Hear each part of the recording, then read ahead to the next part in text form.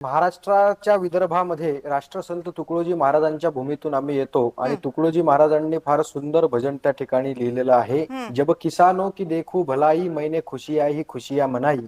पण आज त्याच राष्ट्रसंतांच्या महाराष्ट्रामधील शेतकरी मरणासन्न अवस्थेमध्ये आहे आणि या देशातील या राज्यातील शासन त्याच्या अवस्थेचे धिंडवडे काढते आहे. हे हं, पाहून खरं तर अत्यंत दुर्दैवाची बाब असंच म्हणावंसं वाटतं. हं, आज जे काही पॅकेज महाराष्ट्र सरकारनं आदरणीय देवेंद्रजी उद्धवजी सॉरी आदरणीय देवेंद्रजी एकनाथ शिंदेजी आणि अजित पवारजी हं, यांच्या उपस्थितीमध्ये जाहीर केलं हं, ते हं. पूर्णपणे शेतकऱ्यांच्या तोंडाला पानं पुसणार आहे. बर. आपण जर पाहिलं असेल मराठवाड्यातली पूर परिस्थिती अजूनही ज्या लोकांनी प्रत्यक्ष अनुभवली त्यांचं तर वेगळं, हं, पण अजूनही ज्यांनी सोशल मीडियाच्या टीव्ही चॅनल्सच्या माध्यमातून पाहिले त्यांच्या काळजाला जे काही वेदना त्या ठिकाणी झाल्या त्या अजूनही मिटलेल्या नाहीत.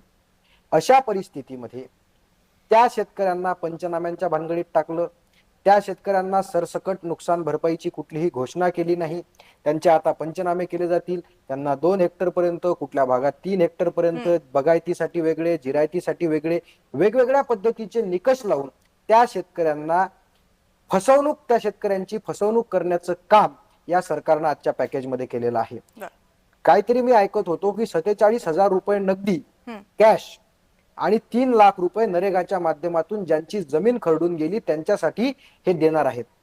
अहो देवेंद्रजी, बोलताना तुमच्या काळजाला वेदना कशा होत नाहीत? 3,47,000 रुपये म्हणजे 3.5 लाख रुपये हेक्टरी. याचा अर्थ म्हणजे एकराला किती पैसे आपण देतोय याचा सुद्धा विचार केला पाहिजे. 1,20,000